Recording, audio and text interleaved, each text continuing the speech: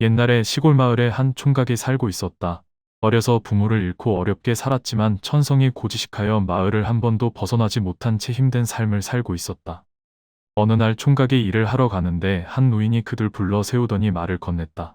자네는 평생을 그리 살 텐가? 사는 게 다 그렇지요 뭐. 요즘 젊은이들은 너도나도 경제적 자유다 뭐다 난리인데 쯧쯧.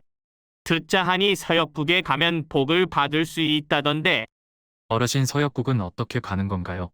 그거야 서쪽에 있으니 서역국이겠지 뭐. 고지식한 총각은 그 말을 그대로 믿고 보찜 하나만 짊어지고 서역국으로 길을 떠났다. 부지런히 가다 보니 어느새 날이 저물었다. 주위는 깜깜해지고 산속에서 길을 잃으려고 할 때 집 한 채를 발견했고 그 집에는 예쁜 처녀가 살고 있었다. 처녀는 총각을 맞아들여 저녁상을 차려주고는 물었다. 이렇게 혼자서 어디를 가시나요? 복을 타러 서역국에 갑니다. 그러자 처녀는 총각에게 말했다. 그럼 내 부탁 좀 들어주세요. 난 집도 있고 땅도 있고 돈도 있는데 남편 복이 없어서 이렇게 혼자 살고 있답니다.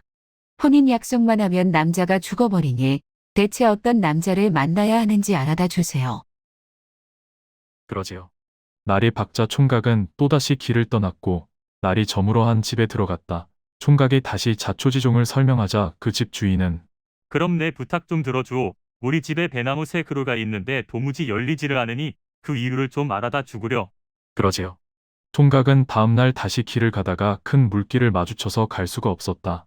어떻게 건너나 고민하고 있는데 커다란 이무기가 다가왔고 이무기는 총각을 태우고 강물을 건너고는 내가 1000년 넘게 돌을 닦아서 용이 되어 승천할 때가 지났는데 도무지 하늘에 못 올라가고 있어 어찌해야 승천할 수 있는지 알아다 주세요.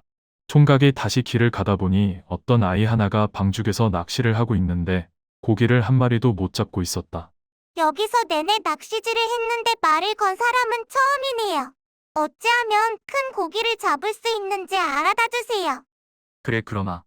총각은 그 아이와 헤어지고 온종일 걸었지만 아무도 마주치지 못했고 날이 어두워져 우연히 발견한 초가집에는 웬 꼬부랑 모파가 있었다.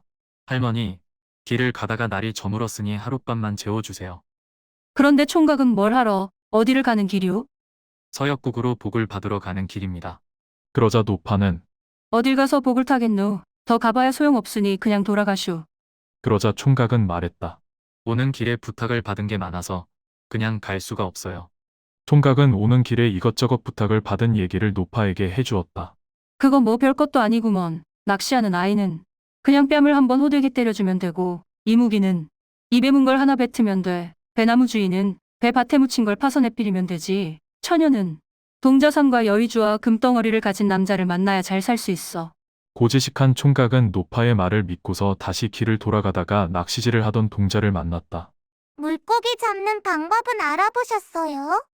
그래, 미안하지만 이렇게 하라더구나. 총각은 다짜고짜 아이의 싸다구를 갈겼다.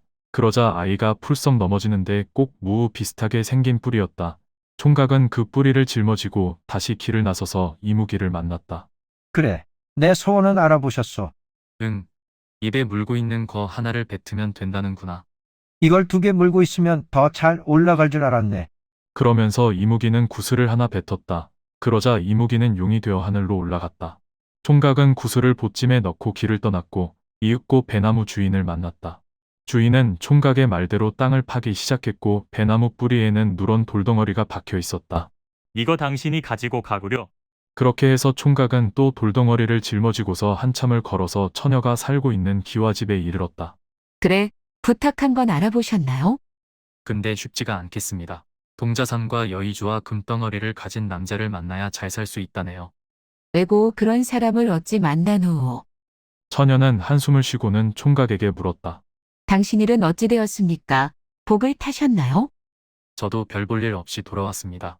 오다가 무뿌리와 구슬 하나와 돌덩어리만 얻었지요. 어디 한번 볼까요? 총각이 보찜을 풀어서 물건들을 보여주자 처녀는 반색을 하는 것이었다. 이건 동자삼과 여의주, 그리고 금덩어리잖아요. 내가 이제야 천생배피를 만났네요. 우리 잘 살아봅시다. 이렇게 해서 총각은 행복하게 잘 살았다고 합니다.